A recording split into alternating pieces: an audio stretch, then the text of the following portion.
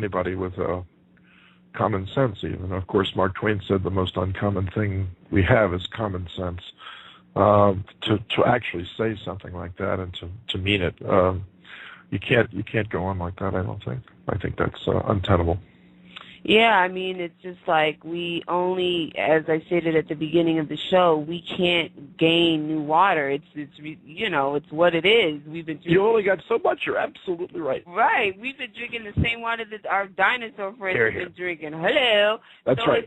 So it's like once you have the same resources and then you multiply and triple the population, it's like, where do you think all of this stuff is coming from? Exactly. We have to be mindful. So I find it fascinating when people believe that there's like this whole conspiracy theory, if you will, when it comes to the environment and its destruction. And as you know, living in New York, a couple of days ago, it was 63 degrees. Yes, it was. And now it's like in the 40s and 30s.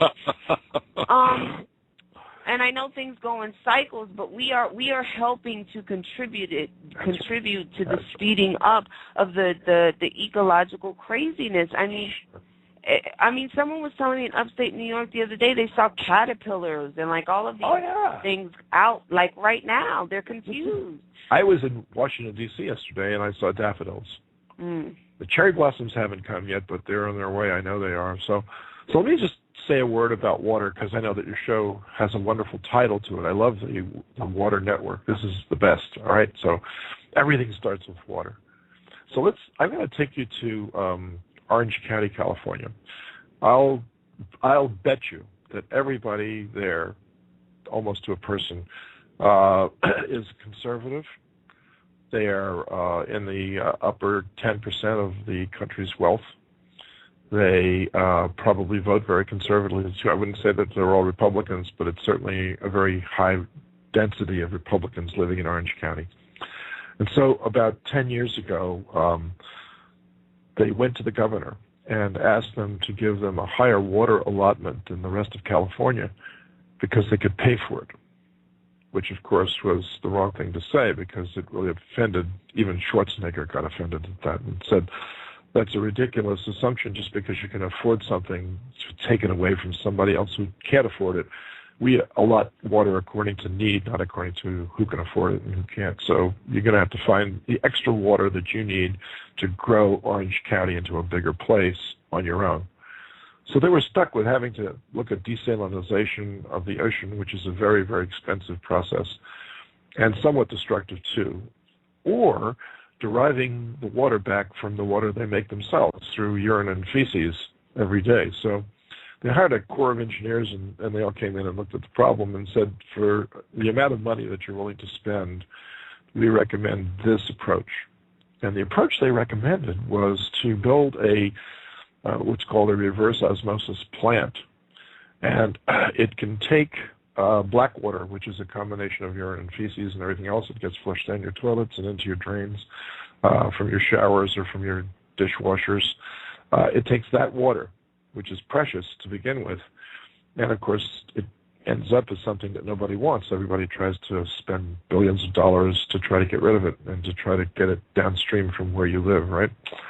So Orange County invested in this procedure of reverse osmosis, cost them $500 million, and the county has only got 300,000 people that live in it, so that's a lot of money per person to invest in this, and of course it was funded through municipal bonds that were 30-year return on investment, that sort of thing.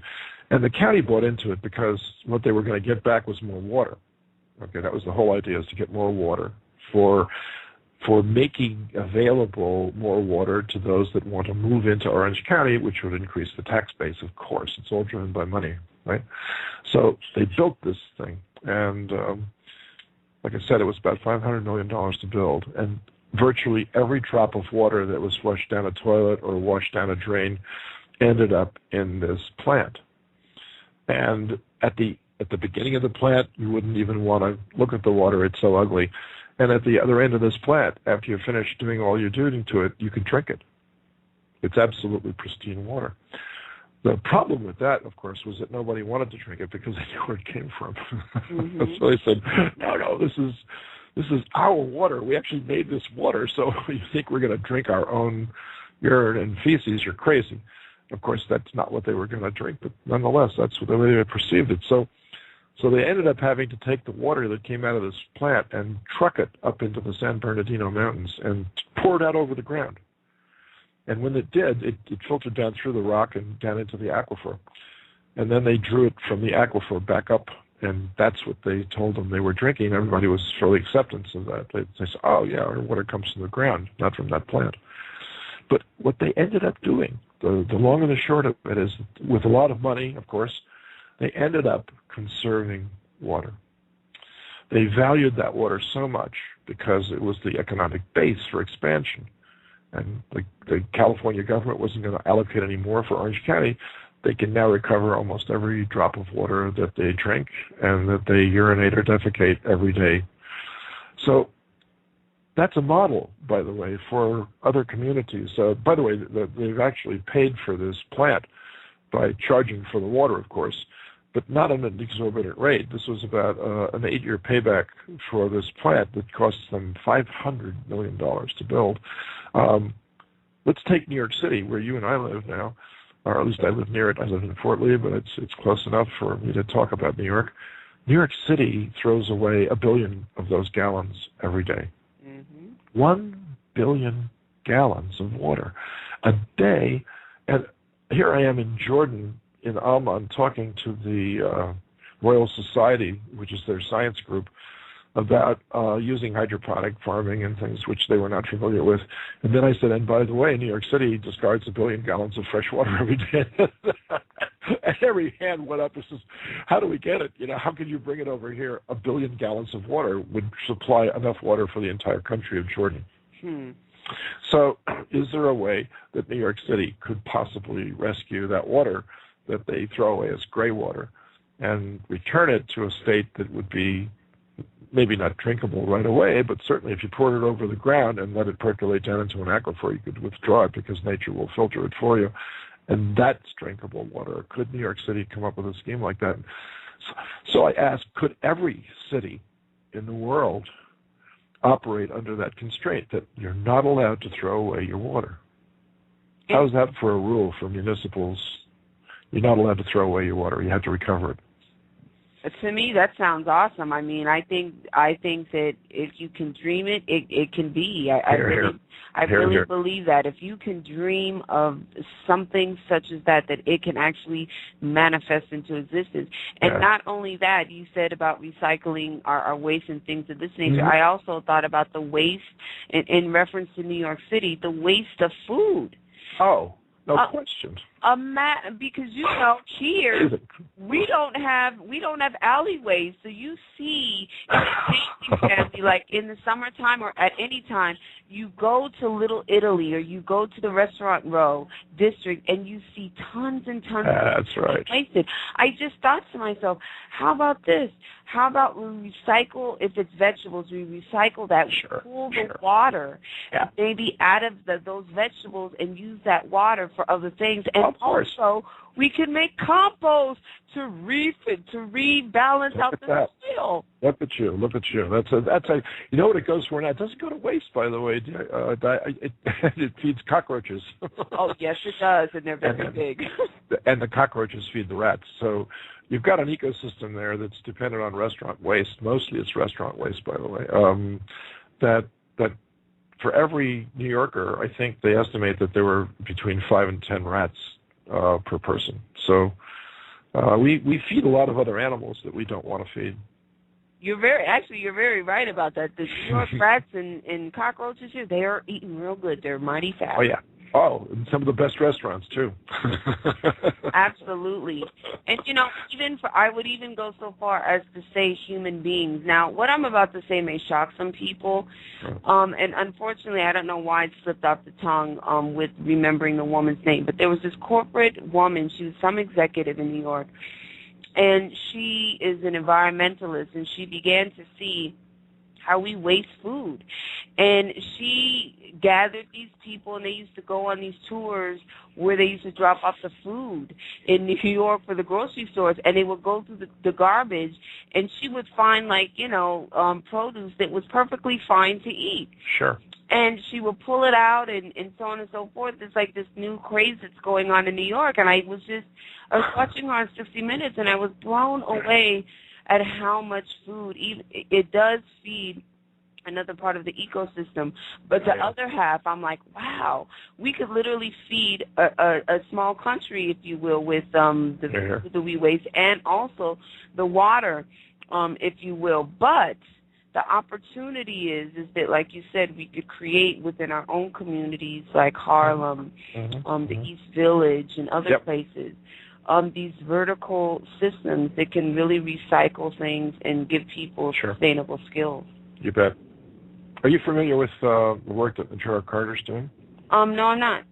You should invite her on then. She's up in the Bronx, and she was involved for a while in Green Roofs, and then she got involved in a national program. She's a MacArthur Fellow, and she's given a TED Talk also. You might want to check her out on TED first, but she's a local resident of the South Bronx that's had the privilege of a higher education at a very good school, and she's come back to her neighborhood to give back to everything that she can to make it a better place. And there's a lot of people out there that's doing that, and I'm so pleased to be considered part of that group.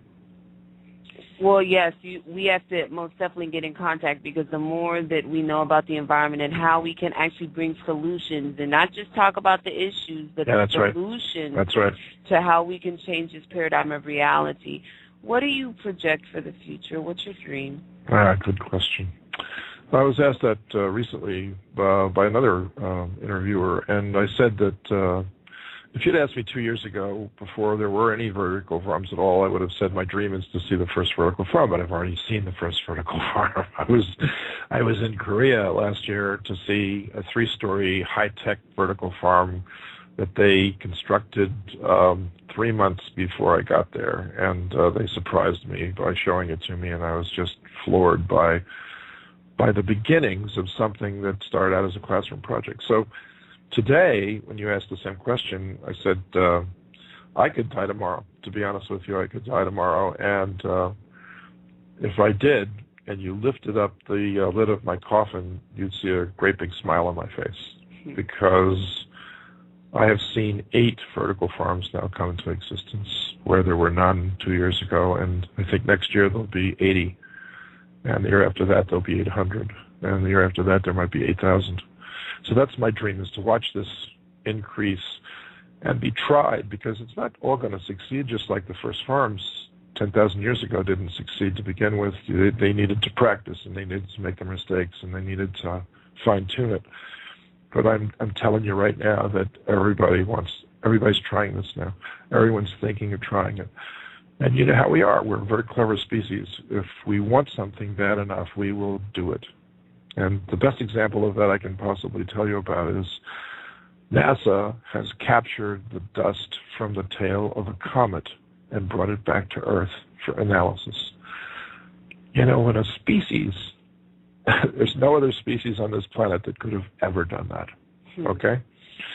And just think what would happen if the same species that did that were to turn around and look at everybody's life and say, hey, wait a minute. We all need to live better right now. We need to apply our thinking process that got us to that comet and got the dust and brought it back to Earth to allow us to look at it. We need to apply the same logical thinking process to making everybody's life better.